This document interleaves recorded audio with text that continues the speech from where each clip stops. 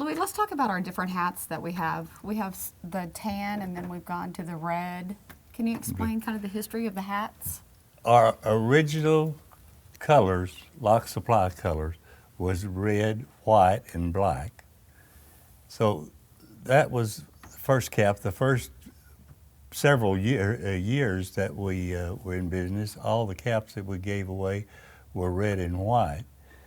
Then we had a vice president that wanted to change the colors there because it had they wanted something different to change from what it was. And then we went from brown to tan, brand tan, and orange. On our anniversary, 50th anniversary, we came out with this one here. We came out with this one after New York, the bombing. 9/11. Unbombing with the Patriot hat. And we kept that for quite a while because we had each state, if we gave a cap away, we had each state's name on the bottom of it with Oklahoma. And then there was always, they've been for a long, long time, the hunters always wanted caps, the hunter and the sportsman. And so we went to that. Now this one here, we used to have a Locke Supply University that we had a little trailer set up there at the central warehouse. I said a little one, it was actually a big one. We and gave a cap for every one of the employees that had graduated or went through the school. And of course, we have several others. There've been a lot of all of our vendors, they want to put a cap out with their name on it. And you can see some of them are. And it really helps. That helps Tammy there, I think, doesn't you? Can tell about that. I mean, they pay so much for our Help pay caps. for the hats. They help us go up them. But we've got several other, and some of them are colors we changed because we could get them cheaper. Let's go down here and look at this history. Yeah.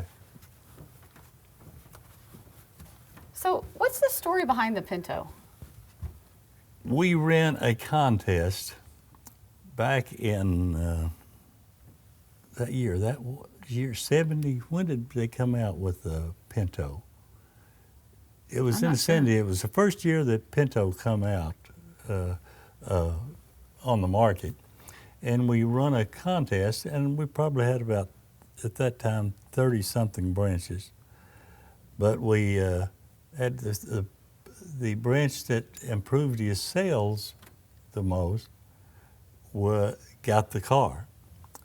And the Edmund store won it on the branch, but that taught us a lesson on how to run on a contest, because it's not fair when you ask the store making the largest increase, because if you've got a large store and he increased his 10% and the small store increased his 10%, the small store's going to win because of the percentage mark. So we made it after that on the gross profit on the side. What about the softball team? The softball team, we only have 2 people that are still with us that was on that team there, and you probably know them both there. Tom Hamilton and Leona Stepp. That is it. That's the only 2 that's left. That was our first fleet of branches.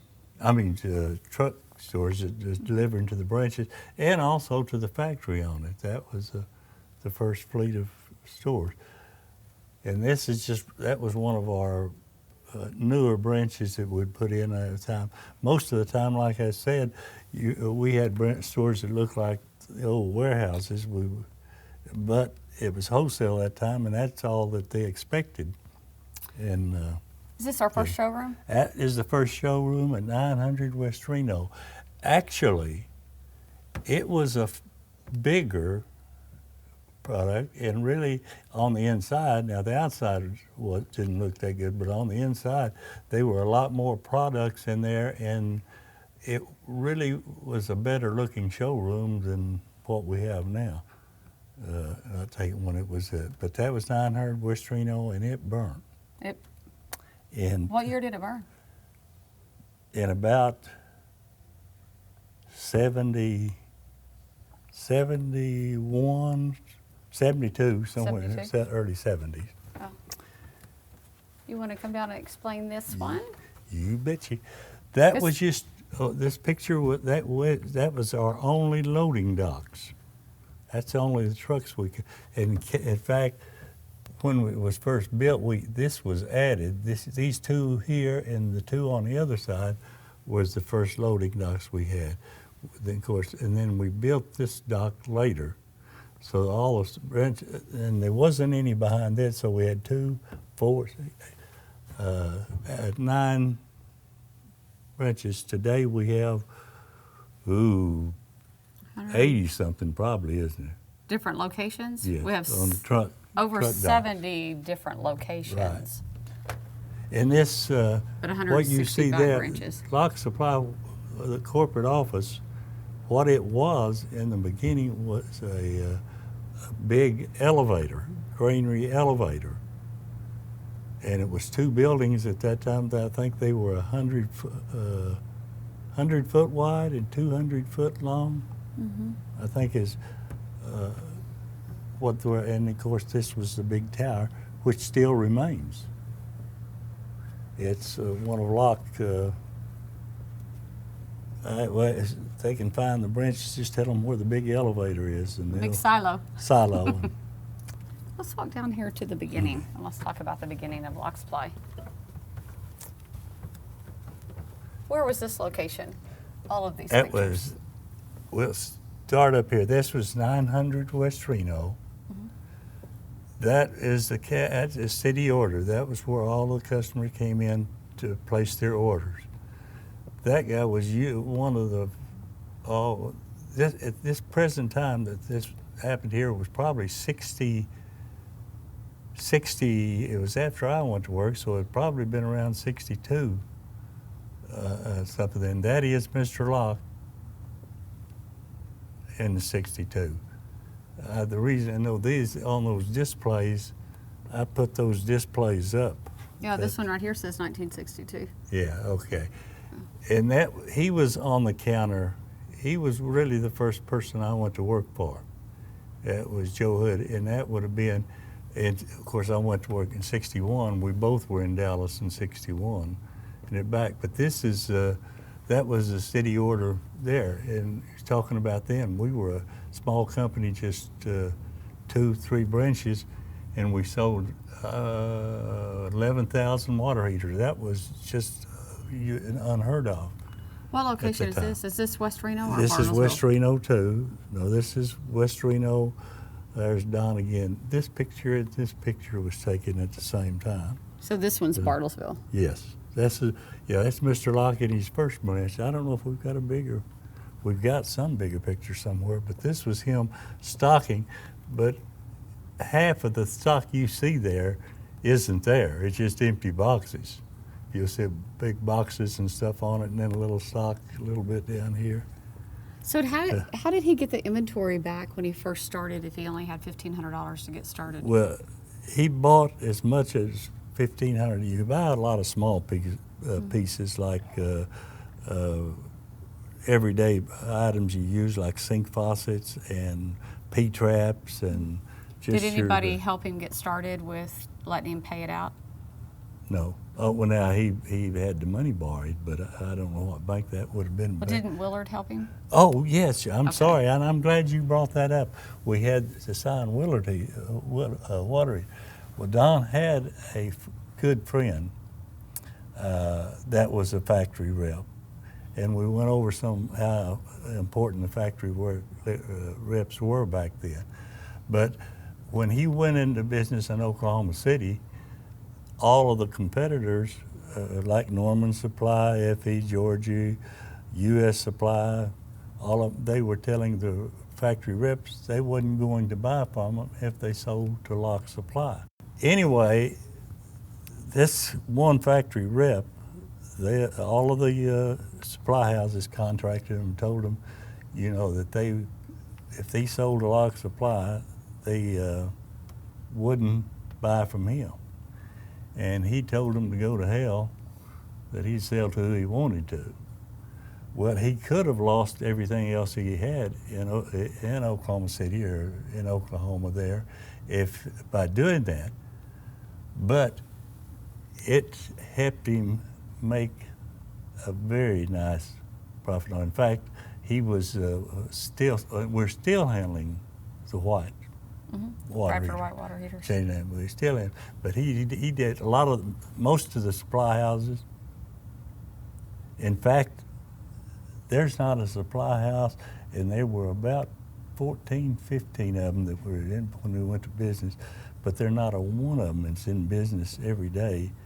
And every year they were saying, Don Locke's going out of business. We're going to put him out of business on it. And he's the only one left. I saw another one down here of Mr. Locke. That's him in his original, in the first branch. And this one, these right here. And that is the first branch. So that is Bartlesville, the outside That of is the building. Bartlesville, the first branch. This is 900 West Reno. I know that picture because I painted every one of those letters on there. I didn't paint the outline. I just painted, this guy did the outline. But that was another thing. I know it always come up, and I really needed the money at that time when we were back. And it seemed like he knew when you needed the money because he'd always come up and say, hey, you want to paint or do this on weekends. So when Locke Supply started out, we were Square Deal's plumbing supply? No, that was the building I was talking to you about. Square Deal Supply started right at 900 Southwest 2nd Street because they were on the back side of the 900 West Reno. But this location, when moved, we closed, the Square Deal, we moved it over when their Mike's building burnt, the Locke Supply at 900 West Reno. We moved the Square Deal over to 900 West Reno. And that's what. So it was Locke Plumbing Supply, and then it went to Locke Supply. When did it They go from used Locke the Plumbing Square to Locke Deal Supply? name. They used the Square Deal name.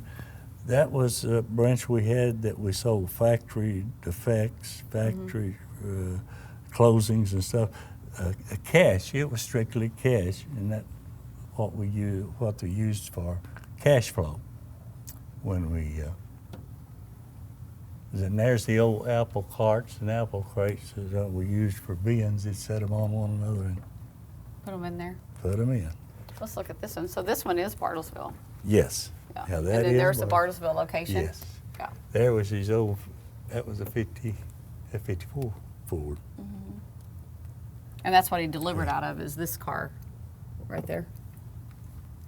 I think he rented that whole building you can see there for $50 a month back then. Louis, why did the colors change on the trucks? Because now we're white.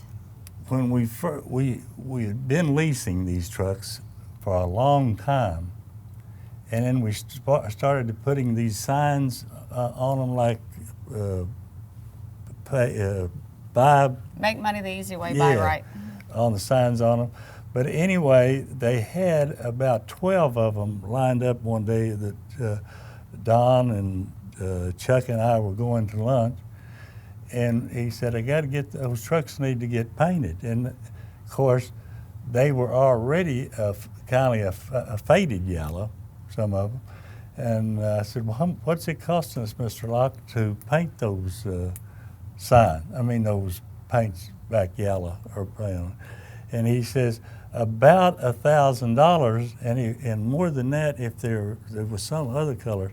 I said, well, hey, you could save $12,000 just leaving them like they are and not putting the letter, or just put the letters on them. You could save $1,000 a truck. And now that was one thing, Mr. Locke, if you could tell him he could save $1, he was ready for that. He'd save $1.